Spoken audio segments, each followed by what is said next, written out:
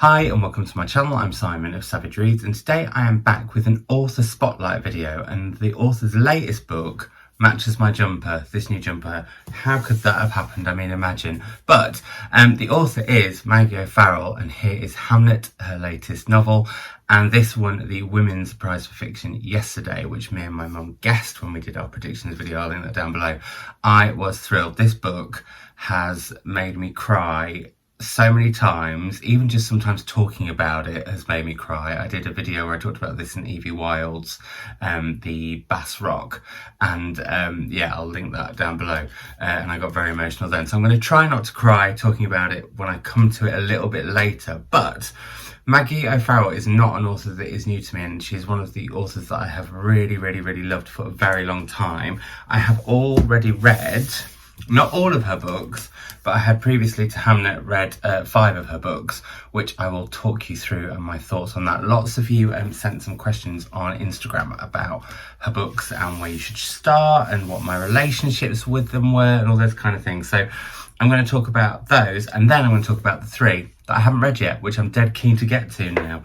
And it's interesting, isn't it? With authors, I always leave a book or 2 just, I don't know why, just in case. I think it's that whole thing of not knowing when the author's next book's going to come out. It's very rare, actually, even with my favourite authors, that I read their most recent book recently. But when this was on the Women's Prize, of course I ran to it, and yeah, I read it with Mercedes, and it was just a really beautiful, joyful buddy read where we were reading passages to each other the whole way through, and we just absolutely fell in love with it. I think it's incredible. So I was really thrilled when it won yesterday. So, as I mentioned, Maggie O'Farrell is an author I've been reading for a long time, and the first book of hers that I read is The Vanishing Act of Esme Lennox. Now, I can't remember how long ago I read this, but it was before my Gran, my mum's mum, who, for those of you who watch this channel and see my mum on this channel, my Gran would have tried to be on this channel even more. She was really booky, and this I ended up reading because I was at hers for a weekend in Matlock, where I'm from, or Matlock Bath, and there's a big distinction, and there was a massive storm and we couldn't go anywhere, and it was when I was sort of still slowly but surely getting back into reading, and I hadn't brought enough books with me for the weekend. I mean, imagine that now. I normally arrive with 20 too many. So I said to my girl, oh, what should I read? And she said, oh, well, why don't you try Maggie O'Farrell? And Maggie was an author that my Gran really loved, and this was one of her slighter books, I would say. And we started both reading in the morning, and I read this in one sitting. And this tells of a woman called Esme who, when she's very young, she's quite difficult. Her family don't quite know what to do with her. And so then we skip into the future when Iris Lockhart finds out that her aunt or great aunt is locked away and is about to be released. Now I want to get the word right, from a psychiatric unit, and that is Esme. So what happened? Iris is not finding out anything from anyone, including her grandmother. So there's this huge mystery, and what unravels is a incredibly powerful, emotional tale that I literally read in one sitting. I mean, I think we probably stopped for some Thornton's chocolates along the way now, me and my Gran, and probably actually a tuna and cucumber sandwich if we're going to be detailed. But yeah, I just absolutely loved it and fell head over heels with it. And so, interestingly, I don't think I went backwards, because this is Maggie's 4th book. I think I waited until The Hand That First Held Mine came out, and I don't know, I thought that this was my Gran's copy, but it is signed by Maggie to me, so I'm assuming that it must have been when I was first getting into like not hosting events, but like going to literary events, and I'd got it in hardback because I was that keen to read it. And this is a really interesting story. It's set over 2 different time periods, and I'm going to check the names because I'm dreadful with names of anything I've read recently, let alone years ago. But you have Lexi, who is in the sort of art scene of Soho in the 1950s, and then you also have a couple who are called, Alina and Ted, who have had a child that's had a difficult birth, and they're reeling from the effects of that. And it's how these 2 stories intertwine in ways that you would not expect. And I don't want to say more than that, because I think to do so would spoil it. However, I really want to reread this. Now, I'm not a big rereader, but I have been thinking, with some of my favourite authors, it would be really nice to go back and to read their works again, because, like, for example, with this one, I think I must have read this in my mid to late 20s. What year did it come out? Then we'll be able to know. That will answer the mystery, not the mystery of what the book's about, but the mystery of how old I was when I read it. So this was published in 2010, so I would have been 28, yeah, so in my late 20s, not my mid 20s. I was cheating a little bit there. And I would love to see how 10 years on, now in my late 30s, I react to this book, because I think I will get even more from it, because I think as we grow as readers just naturally, the more we read, etc, and the more the life experience we have. So I would really like to get back to this one. Then the next book that I read was Instructions for a Heatwave. So this is Maggie's 6th novel, I think. Yes, 6th novel. And this is set in one of the time periods that I really love, and that's very specific actually for a time period. It's the summer of 1976, which is when Britain had this incredible heatwave that has inspired so many books, including one of my all-time favourites, another of my all-time favourites, Catherine Hall's The Proof of Love, which if you haven't read, you have to go and read. But there's also, I read one by Graham Joyce, who's sadly no longer with us. Who else has written one? Oh, Joanna Cannon. Has set her book, The Trouble with Goats and Sheep, is set in that era, so that year. So this year clearly had a real effect on a lot of authors, and a lot of authors that I really loved. And this one's a very different look at it, because this tells of a family where one day the father of the family, although his children are all living away from home, says he's going to go and get a newspaper and just doesn't come back. And so what they do is start to look for their father. The children come home to console their mother, try and look for their father. They all have various different reasons they think he might have disappeared, and at the same time his wife is holding back a secret that is another reason that he could have disappeared.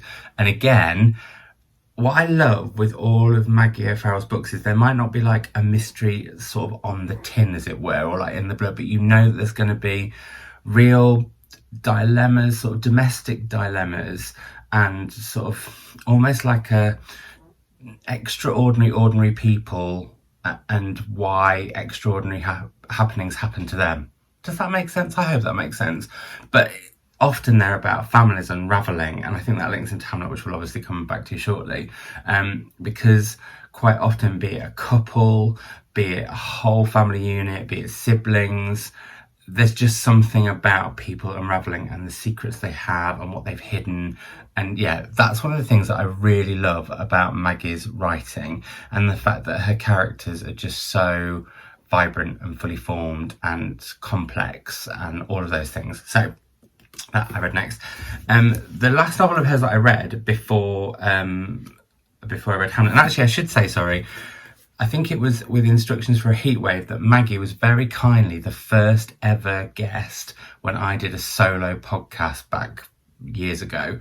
And I'd done The Readers, which I loved, and was me and either my co-host Gavin or my co-host Thomas talking about the reading that we'd done. But I did a podcast called You Wrote the Book, where I just kind of grilled authors about their latest work and how they wrote and all those things, and Maggie very kindly did that with me. She also, on YouTube, and I'll link it below, was one of the very first authors to appear on my channel, and she was definitely the first author to do my I did a series of videos which was a bit ridiculous, but I am thinking it would be quite fun to bring it back potentially post-pandemic. But it was 10 tenuous questions with authors about their books, and it was just a bit of fun, and she was absolutely game for it. And we filmed it when we were on a little northern book tour of a few bookshops with This Must Be the Place, which was her last novel, like I said before, Hamnet. And this I would describe as a patchwork novel, because it centres around two main characters, and one is Daniel, who is married to, I'm going to say the description on the back of the book because I think that puts it best, but his wife Claudette, who is a reclusive ex-film star given to shooting at anyone who ventures up their driveway. And there's a hilarious scene very early on that depicts that beautifully, and just with such fun, and yet also, there's ripples of something more going on, like why is she doing that?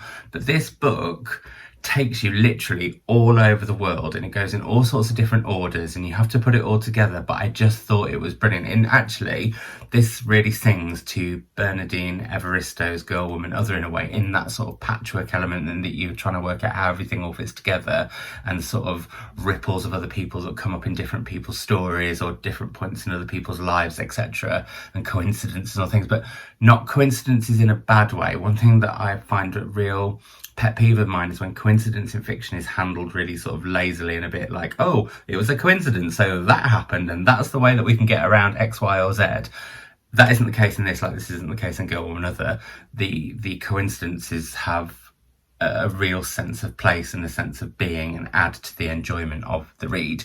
And this is kind of mysterious, I guess, in the fact that it's that how you put everything together when you're reading it, but it's just a real treat, and I really loved it. And I did have the chance, like I said, to go on tour there. Now, I think this might have been when I was not exactly early in my book events, because I can't remember what year this was actually that this came, 2016, so yeah, 4 years ago. So yeah, I've been doing events for a while, but I think I must have sort of had a moment where occasionally when you're hosting an event you go completely blank. It happens very rarely, but it does happen. And actually it happened to me badly when I was hosting the Sky Arts Live from Cheltenham Book Festival on the first show. My mind completely went blank. I was also sort of looking at books on the Waterstone shelves. Anyway, but Maggie's written inside to Simon with thanks for a lovely event. And yes, I do like food. And I think at one point I just stopped and sort of not quite caught up with what she was saying and what I was thinking all at once, and thinking what the audience were doing and how they were feeling and how everyone was responding.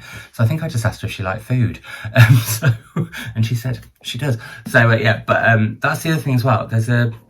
It's a very subtle, dry humour that Maggie has in her text. I was talking to my agent about this the other day, and he was saying that he really loves Maggie O'Farrell, and he can see the comparisons to Kate Atkinson, but she sort of has a level of almost not blatant dark humour, but it's very much to the fore, whereas I think Maggie O'Farrell very delicately sprinkles it in, and she uses it to really make emotional moments all the more poignant. So yeah, there we go, there's that. Then the last book I read before Hamnet was a memoir, and it's I Am. And this is Maggie telling of 17 brushes with death. Now, some of them are those brushes that she has herself. The opening one is really, there's some chilling stuff in here, and possibly some triggering stuff, I should say, in this book. But then also how death has been around other members of her family and her life. And it's just a really... It's one of those books that's kind of shocking, saddening, but ultimately life-affirming, and looks at death in a very unique way. It has quite a unique perspective on death, I guess, because of these brushes, I suppose, with it. But definitely really fascinating. And I'm really excited that Maggie has tried a few other things, because I know she's got a children's book coming out later this year, and then obviously this is non-fiction. So I really like this a lot. I thought it was interesting. I think some of the brushes with death was slightly tenuous, I will say. I can be critical of even my favouriteest of authors, but I still, because it was Maggie, absolutely loved it. And then of course the book that broke me several times as I was reading it is Hamnet. So you'll have all heard about this. This is a fictional account of the story of Hamnet, Shakespeare's son, who was one of twins, and his tragic death. And it's so powerful in the fact that it looks at the time leading up to his death as we go back to his parents' history, and we meet Agnes, his mother, who is possibly one of my favourite characters in fiction ever. I mean, she's on a Mrs. Danvers scale, but at the same time on the polar opposite personality spectrum of Mrs. Danvers, in the fact that she is warm, she is funny, she's just brimming with love, she's got something a bit other about her, and actually otherness can sometimes creep up into other of Maggie's works, I should say. So sometimes there can be a little element of the other, which I really enjoy. And the first half is so much about love, that when the inevitable happens, the way Maggie writes about grief so rawly, and so almost brutally beautifully, is just really powerful. So I've talked about this loads. I'm so thrilled it won the Women's Prize, and yeah, I'm a huge fan, obviously, of her work, I was going to say, but also I'm hugely delighted that so many more people are now going to find her previous work, which leads me to the books of hers that I've not read yet. So lots of you are asking where to begin, and it's tricky for me because obviously Hamnet is like so fresh in my mind, and I just think it's one of the best books I've ever read. It's easily my favourite book this year by a country mile, but I always have a special place in my heart for the first book that I read by an author. I talk about this with, I can talk about this with, say, Rebecca, because Rebecca by Daphne du Maurier was one of the books that got me back into reading. It's gothic, it's everything I love, and it's become one of my absolute favourites, hence why I mentioned Mrs. Dam as one of my favourite characters. Can't wait to see Kristen Scott Thomas play her. I think she's going to be amazing. But actually there are some other books, like I think probably my cousin Rachel is probably actually a better book, but Rebecca has that special place in my heart. And I think, I'm not saying that this isn't as good as any of the other books, but because of it being my first, and also because of the memories with my Gran and her recommending it to me and sitting there that day and just reading all day together while there was a big storm outside, having Thornton's chocolates and tuna and cucumber sandwiches, probably in the opposite order to be fair, has that special extra special layer for me. And that's kind of lovely, because that means like the first Maggie O'Farrell book has that specialness in my heart, and then the most recent one I've read has that specialness, and all the ones in between also have that lingering in both directions, if that doesn't sound too Fruit Loopy. But I have not read, interestingly, her first 3 books. So the first one is After You'd Gone, which I believe is about a woman called Alice who suddenly rushes up to Scotland to go and see her sister. But when she gets there, she is involved in a tragic accident. She ends up in a coma, and she can hear through various stages of this coma what her family are saying and all these different thoughts about her, whilst I think also thinking thoughts about her own past. Sounds incredible. Now desperate to read it.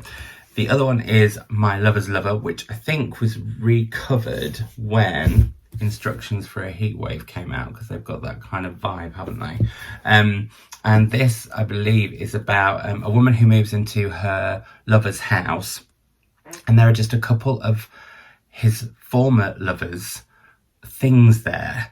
And so she slowly becomes, actually sounds a bit Rebecca actually in that sense, she starts to become kind of obsessed about the woman before her.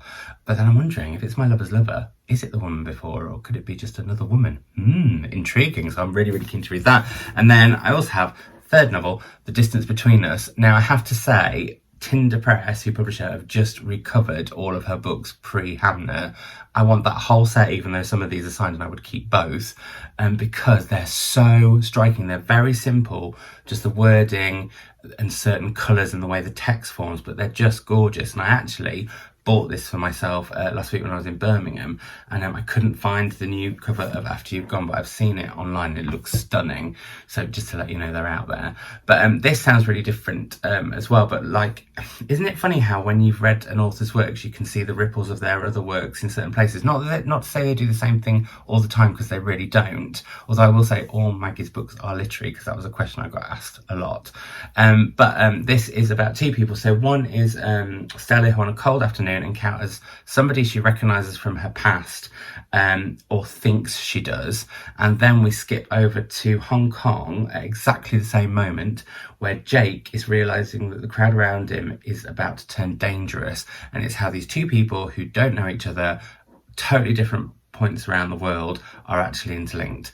And that sounds amazing too. So there we go. So I think I'm trying to check if I've answered everyone's questions, because you asked a lot of questions and I loved you for it. But people would like to know other recommendations. Well, as you've seen, I've loved all the ones that I've read so far, and I'm very excited about the ones, just to hold them up, that I haven't. If you're looking for a way in, those are the ones that I haven't. If you're looking for a way in, I guess somebody was asking what order you should read them in, and that's really hard too. Like, you might want to start from the beginning and work your way up to the present, well, up to Hamnet, or like you might want to follow my lead and start with the Vanishing Act of Esme Lennox and work backwards, or you might want to mix it up depending on which one of those from the blurbs that I sort of gave you but sort of made up most appeals to you. So yeah, that's what I would suggest. People have also asked what's my favourite, and I just can't call it. I mean, for me, Hamnet is a book that is probably, I don't use the word masterpiece often, but it is a true genuine masterpiece. And also I love, one thing that I was saying earlier about the domesticness of her writing and making the ordinary extraordinary. I love the fact that she did that with Hamnet. Yes, it was Shakespeare's family, but it was also just a family going through awful things that other families have been through, and I thought that was really powerful. And yes, okay, it was hung on the whole Shakespeare thing, but that's what inspired it. But I still like the fact that it got rid of all the grandeur, I guess, around Shakespeare and made it very real. And I love the fact that her books are extremely real. So I've talked about her for nearly 20 minutes. Well, I've talked about her books for nearly 20 minutes. Hopefully you enjoyed that. If you've got any more questions about her books, please leave them in the comments below. Also, if you would like me to do this about any other authors I've read, leave that in the comments below too. I might do Bernardine Evaristo next, we'll see. But until my next video on Sunday, which will be a wrap up that is long overdue from the second half of August, I will speak to you then. Bye.